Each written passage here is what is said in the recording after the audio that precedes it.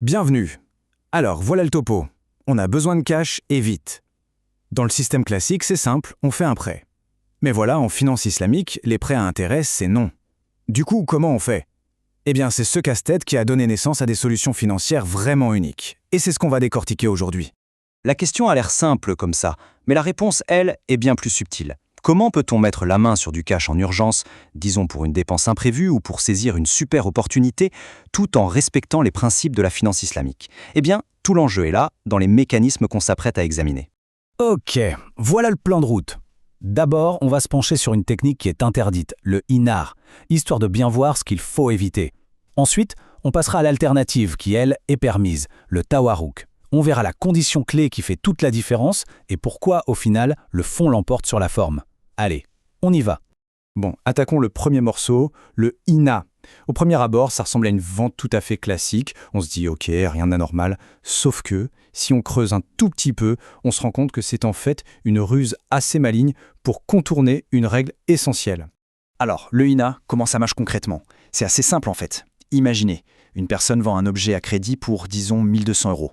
Et puis hop, juste après, elle le rachète à la même personne, mais cette fois au comptant pour 1000 euros. Alors à votre avis, qu'est-ce qui s'est réellement passé là? Regardons le résultat final. Concrètement, l'acheteur a reçu 1000 euros en cash tout de suite, et il doit maintenant 1200 euros à rembourser plus tard.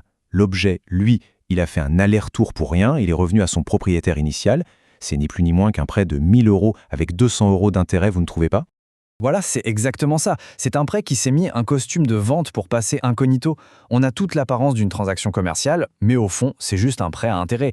Et ça, c'est pile ce que la finance islamique veut à tout prix éviter. Et attention, cette interdiction, elle n'est pas sortie d'un chapeau. Ce hadith le montre bien. La tradition islamique est très claire sur les tentatives de contournement des règles. Le but, c'est pas juste de dire pas d'intérêt, c'est aussi de dire pas de ruse qui aboutissent au même résultat.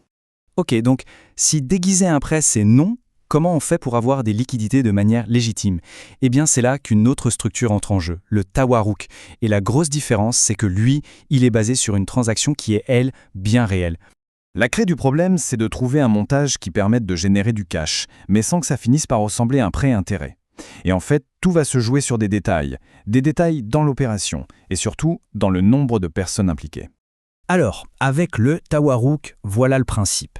Quelqu'un achète un bien à crédit. Jusque-là, tout va bien. Mais la grosse différence, c'est qu'au lieu de le revendre à son vendeur initial, il va le vendre sur le marché, à une tierce personne complètement indépendante.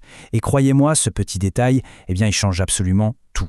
Prenons un exemple pour que ce soit plus clair. On a Ahmed, il a besoin de liquidité.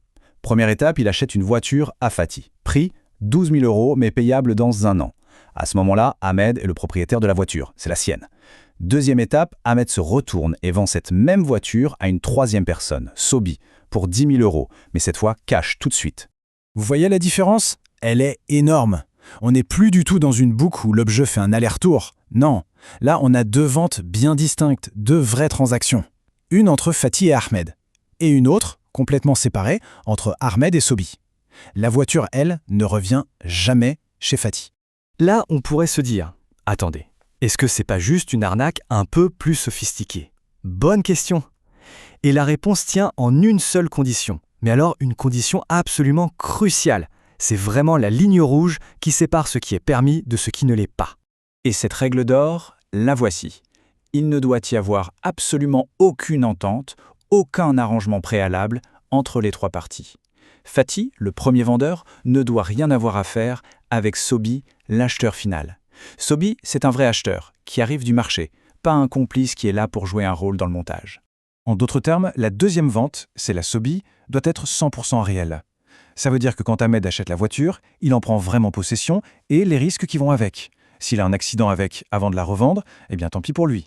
C'est cette prise de risque, cette responsabilité qui prouve qu'on n'est pas dans une simple simulation de vente. Donc si on résume, qu'est-ce qui fait vraiment la différence entre les deux? C'est un principe de base. Le fond l'emporte sur la forme.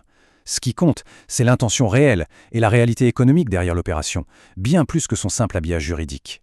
Mettons-les côte à côte. D'un côté, on a le INA. C'est un circuit fermé, à deux.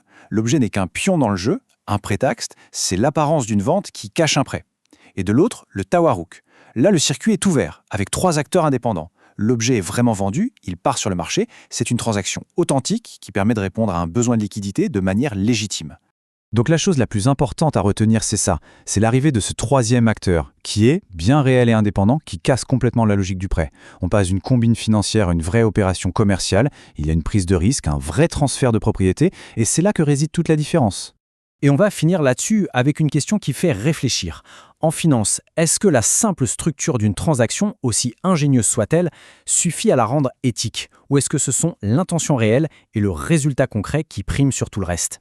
C'est une question qui dépasse largement le cadre de la finance islamique. Merci d'avoir suivi cette analyse.